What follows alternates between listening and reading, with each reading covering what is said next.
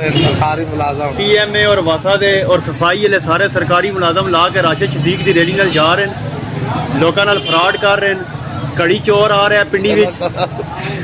बिस्मिल्लाहिर्रहमानिर्रहीम, अस्सलाम वालेकुम। अपने YouTube चैनल पर आपको खुशामदीद कहते हैं। दुआ है कि आप जहां भी रहें खुशो खुरम रहें, हंसते और मुस्कुराते रहें। पहले बात कर लेते हैं खान साहब के रावलपिंडी वाले जलसे की। हुकूमत प्रेशराइज थी, हुकूमत को डर था कि जैसे 25 मई को इस बंदे ने किया था कि इस्लामाबाद में खान साहब ने यूथियों ने तोड़ फोड़ की, इमलाक को नुकसान पहुंचाया, गरीबों के रिक्शे जला दिए, उनकी मोटरसाइकिलें जला दी और किसी ने नहीं रोका। खुली छुट्टी दी गई कि आप जो कर सकते हैं कर लें। और फिर खान साहब ने खुलकर खेला, जो जो ये बंदा कर सकता था इसने वही किया। तो हुकूमत प्रेशर में थी कि पता नहीं कोई 10 लाख बंदा लेके आ जाएगा या फिर 15 लाख बंदा लेके आ जाएगा। और अगर इसने 25 मई की तरह किया इस्लामाबाद में तो भाई वो पुलिस ज्यादा से ज्यादा 30,000 एहलकार होंगे, इससे ज्यादा नहीं थे। वही FC रेंजर और पुलिस को मिलाकर इससे ज्यादा सिक्योरिटी एहलकार नहीं थे हुकूमत के पास। तो फिर हुआ क्या कि पिंडी और इस्लामाबाद का जो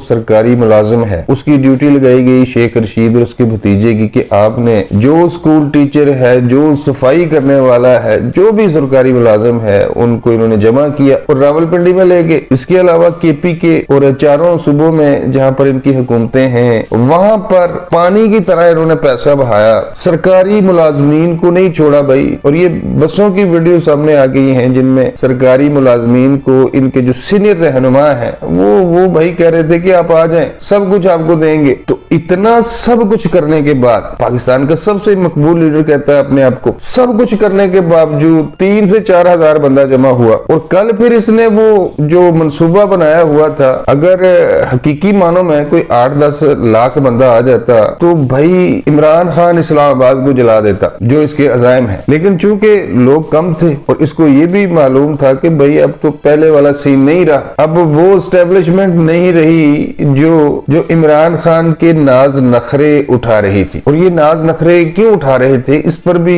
काफी कुछ है बताने के लिए। लेकिन चूंकि असतूर और जो सीनियर सहाफी हैं उन्होंने बड़े बड़े इंकशाफ किए हैं। ये जो कबल वक्त रिटायरमेंट ली जा रही हैं जनरल फैज हमीद साहब की जानब से और किस तरह जनरल आसिम मुनीर साहब को आर्मी चीफ बनने में इन लोगों ने रोड़े अटकाए, इस पर भी कभी बहस करेंगे। लेकिन चूंकि आज टॉपिक दूसरा है इमरान खान के जलसे वाला, तो उसी पर हम रहेंगे। तो तमाम तर वसाइल इस्तेमाल करने के बावजूद बुरी तरह इस बंदे का जलसा नाकाम हुआ। और फिर ये कहता क्या है, मैंने तो इसकी तकरीर नहीं सुनी, लेकिन अब जो क्लिप सामने आ रहे हैं ये बंदा फरमा रहा है कि नहीं जी उधर 11 लोगों को गोलियां लगी। जब मुझे गोलियां लग रही थी तो मैं वो नीचे जब गिर रहा था तो मेरे वो इधर नाक से, मेरे माथे से गोलियां गुजर रही थी। ओ भाई गोली है, एक गोली अगर लग जाए ना कि टांग पे तो बंदा 1 साल तक तो बेड से नहीं उतर सकता। हड्डी टूटना तो लाजमी होता है टांग में जब गोली लगती है। 11 बंदों को गोलियां लगी और अल्लाह का करना ये हुआ, ये को फरिश्ते भाई बैठे हुए हैं, अल्लाह का करना ये हुआ। खान साहब कहते हैं कि मैं जब गिर रहा था तो मेरे नाक से, कान से, ये देख लो जो फैसल खड़ा है वो दुनिया का सबसे झूठा बंदा,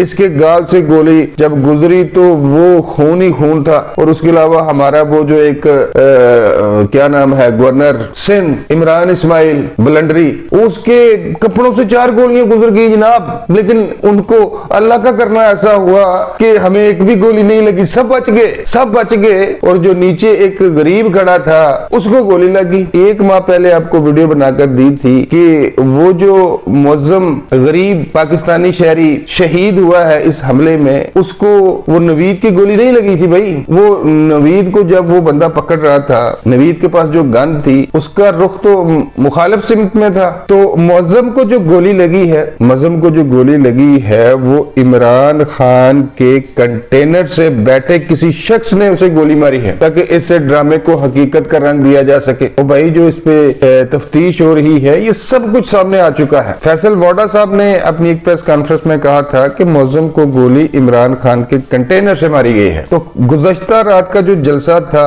इसके बाद इस फितने की सियासत का हमेशा के लिए खात्मा हो चुका है। अब इसने ऐलान क्या किया है कि नहीं जी वो मैं असेंबलियों से बाहर आ जाऊंगा, मैं केपी के असेंबली और पंजाब असेंबली को तोड़ दूंगा। तो तोड़ दो भाई, इलेक्शन फिर भी अपने वक्त पर होंगे, वो उधर गवर्नर राज लगा देंगे। पहले तो ये बंदा झूठा है, ये सिर्फ इसको एक बहाना चाहिए था, कोई फेस सेविंग भी तो चाहिए थी ना भाई। मैं भी यहाँ और आप भी यहाँ, ये किसी सूरत ये बंदा असेंबलियां नहीं तोड़ेगा, या फिर वो जैसे भी हुआ वो जोड़ तोड़ करें, कुछ भी करें, पंजाब में तो नहीं तोड़ने देंगे वो असेंबलियां। चाहे परवेज इलाही को अपनी साइड से वो वज़ीर आला के तौर पर वो सामने ले आए, लेकिन वो पंजाब की असेंबली नहीं तोड़ने देंगे। और केपीके में भी कोई ना कोई इसका हल निकाल लिया जाएगा। राणा सनाउल्लाह ने रात जियो को एक इंटरव्यू दिया, उन्होंने साफ साफ बता दिया कि हम इसको ऐसा नहीं करने देंगे। अब चलते हैं इनके कोच की तरफ, लाला सहराई रजी दादा साहब ने नाम भी बड़े सोच के डाले हुए हैं। तो लाला सहराई साहब ने भी रिटायरमेंट का ऐलान कर दिया है, और ये रिटायरमेंट कबल वक्त है। इससे कबल ये खबर भी आई थी कि लेफ्टिनेंट जनरल अजहर अब्बास साहब ने भी कबल वक्त रिटायरमेंट का ऐलान किया है। लेकिन अजहर अब्बास साहब की शोहरत ऐसी है कि वो भाई फौज के सियासत में मुदाखलत न करने के हामी हैं, बड़े काबिल जनरल हैं, और उनके फैसले से काफी लोगों को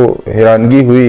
हालांकि उनके माजी में भी कुछ ऐसी चीजें नहीं थी जो जनरल फैज हमीद के साथ जुड़ी हुई हैं। पिछले 6 माह से मुल्क में जो भी इंतशार था उसके पीछे भाई आप समझदार हैं, उसके पीछे कौन लोग थे? तो जो लोग खान साहब को सपोर्ट कर रहे थे, जिनकी मदद की वजह से खान साहब पूरे पाकिस्तान में दनदनाते फिर रहे थे, इदारों को धमकियां देते थे, गालियां देते थे, वो बंदे तो भाई रिटायरमेंट ले रहे हैं। और ये बंदा कोई मकबूल अवामी लीडर नहीं है भाई, ये झूठ के बयानिए पे सोशल मीडिया पर बैठे हुए इसके दलाल अवाम को गुमराह करते रहे, झूठी खबरें चलाकर दिखाते रहे, और हमारी बोली अवाम बेचारी वो यकीन करती रही। अब इंशाल्लाह इसका एक एक झूठ अवाम के सामने आ रहा है। भाई 11 बंदों को, ये 13 बंदों को गोलियां लगी, ये कैसे हो सकता है कि सब के सब बच जाए और एक गरीब शहरी को मार दिया जाए? ये सब ड्रामा था, इसके टांग पे एक भी गोली नहीं लगी। वो शहबाज शरीफ साहब ने प्रेस कॉन्फ्रेंस, आपको याद होगा, उन्होंने दरख्वास्त की थी चीफ जस्टिस ऑफ पाकिस्तान से कि फुल कोर्ट तश्कील दें, जो तहकीकात करे, जो एक